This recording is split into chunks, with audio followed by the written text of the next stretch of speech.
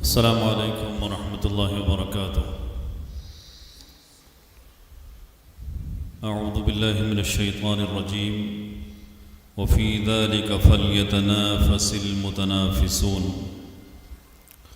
معزز سامعین کرام اور خاص طور سے ہمارے مہمانان اعظام اور جن طلباء نے اس پروگرام کے اندر شرکت کی، یہ پروگرام میں نے بھی مغرب بعد سے اب تک سنا بھی اور بغور سنا، اور بڑی خوشی ہوئی کہ ہر ایک طالب علم نے، ہر شریک نے بہت اچھی اپنی کارکردگی پیش کی۔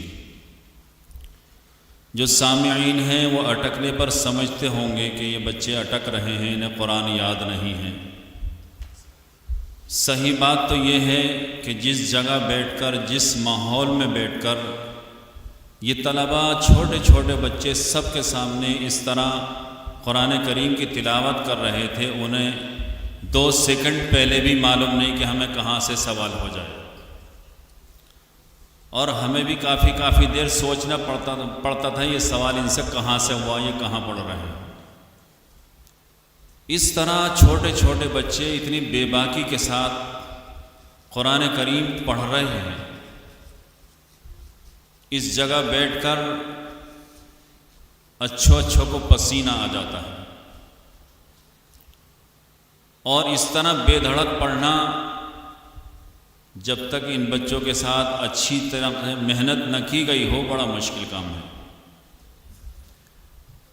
ہم لوگ تو یہاں سن لیتے ہیں، کوئی کچھ تبصرہ کر دیتا ہے، کوئی کچھ تبصرہ کر دیتا ہے، لیکن یقین جانیے ہمیں رشک آتا ہے ان کے اساتذہ پر، کہ ان کے اساتذہ نے کس قدر محنت ان بچوں کے ساتھ کی ہے کہ یہ بچے اتنا شاندار صفائی ستھرائی کے ساتھ اور بے دھڑک قرآن کریم ایسے مجمع کے اندر پڑھ رہے ہیں۔ یہ مجمع بھی مکھن ہے، کوئی عوام کا مجمع نہیں ہے، یہاں سب علماء ہیں، مدارس کے طلباء ہیں، کوئی دورے کا طالب علم ہے، کوئی ہفتم کے ہیں، یہ سب علماء کا مجمع ہے، خواص کا مجمع ہے۔ ایسے مجمع میں بیٹھ کر چھوٹے چھوٹے بچے سب کے سامنے بے دھڑک تلاوت کر رہے ہیں۔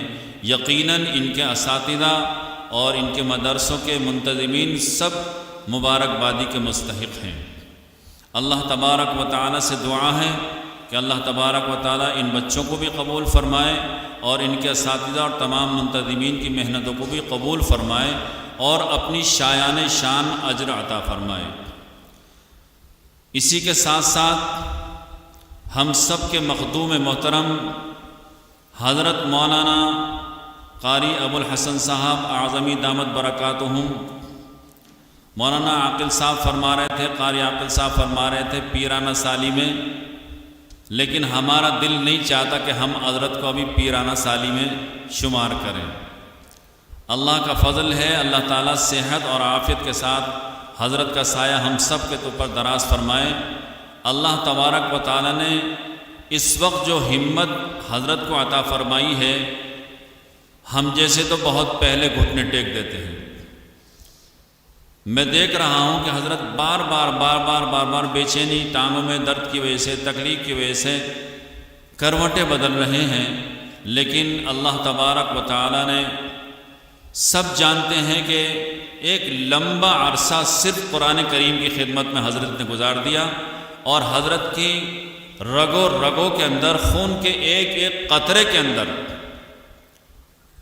قرآن کریم کے تئیں عشق موجود ہے اور تڑپ موجود ہے، اور حضرت کی ساری زندگی اسی میں گزر گئی کہ کسی طریقے سے یہ قرآن کریم کی تجوید و قرات کی تعلیم عام ہو۔ اور ایسے دور میں حضرت نے کام کیا ہے، اب تو ہم ہرا بھرا چمن دیکھ رہے ہیں، جس وقت میں عام طور پر خواص کی طرف سے بھی اس شعبے کی اور شعبہ تجوید و قرات کی اور حفظ کی خواص کی طرف سے بھی مخالفت کی جاتی تھی۔